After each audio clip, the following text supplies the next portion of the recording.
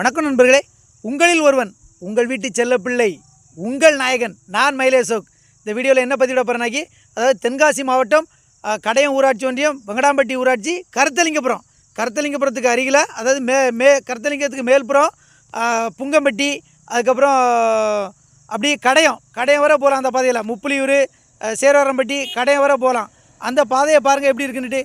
அதாவது தற்பொழுது பெஞ்ச மழையில் வந்து ரொம்ப சேதமடைஞ்சிருக்கு இந்த பாதை. ரோடு தார் சாலை ரொம்ப சேதமடைஞ்சிருக்கு. ஆனால் இதுவரை எந்த விதமான நடவடிக்கையும் எடுக்கலை. இங்கே பாருங்கள் எப்படி சேதமடைஞ்சிருக்குன்னு பாருங்கள்.